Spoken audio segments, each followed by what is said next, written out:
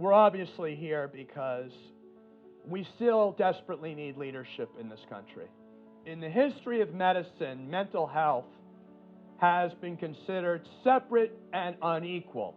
It's never been reimbursed the same.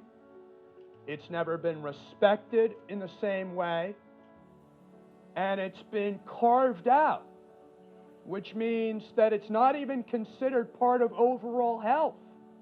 There are very few Americans who know that there was a law, the Mental Health Parity and Addiction Equity Act, that says that it's wrong to have separate and unequal treatment for addiction and mental illness. What we need is get this law that seems to be a mystery out there to 99% of the public. We need to get it enforced and implemented.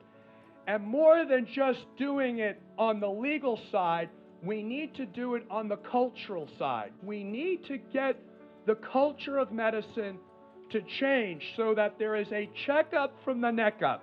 And the question is, how quickly as a nation are we going to get to the day where there is a mental health baseline at every physician's visit? And that only is going to be able to happen if we're all together, and the only way we're all together is if there's real leadership. So I'm honored today to bring with me a copy of the signing of the Community Mental Health Act over 50 years ago that my uncle, President Kennedy, signed as the last bill he signed before he was murdered. He said on the occasion of the signing of the Community Mental Health Act, people with mental illness need no longer be alien to our affections or beyond the help of our communities. That policy enunciation should be our policy today. And thanks to the extraordinary leadership of this governor, we're going to make Rhode Island #1 in terms of this state's commitment to the proposition that if you have an illness that just so happens to occur in the brain, you're not going to be treated any different than any other illnesses treated in the state of Rhode Island. And that's going to be a shining beacon for other states, because they're going to say, how should we go about this? And you know what people are going to say? Look up Gina Raimondo, the governor of Rhode Island. This executive order does three things. Direct state agencies to double down on reviewing how insurance companies are handling mental and behavioral health care to determine if people are getting fast and fair access to the care they need. That's number one. Number two, it requires and kickstarts a strategic planning for adult and pediatric mental health services in the state. And then finally, we're going to launch a statewide conversation beginning today to change negative public attitudes about mental illness and addiction and encourage all Rhode Islanders to seek the treatment that they need and deserve.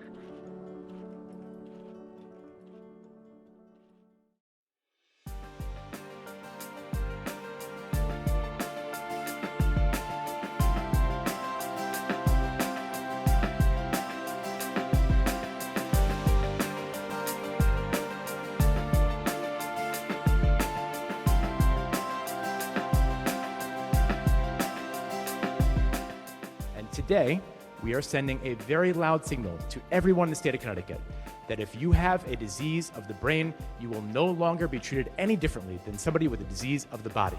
Those days are over. We have ended discrimination because of the bipartisan work of this group. My journey in this issue started right after Sandy Hook and before the Millman Report. And it shouldn't have been a surprise when the Millman Report came out, because during the Sandy Hook hearings, we heard from so many residents in the state who were just pleading for help for their family members because they couldn't get services for their family members who were suffering.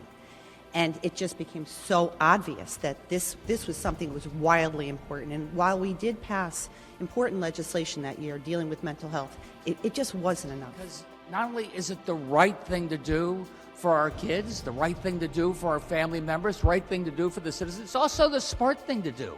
I mean, my God, mental health is physical health. And if you don't have the stability and the counseling and the support you need, your physical deterioration accelerates, and you're not taking your meds, you're not taken care of.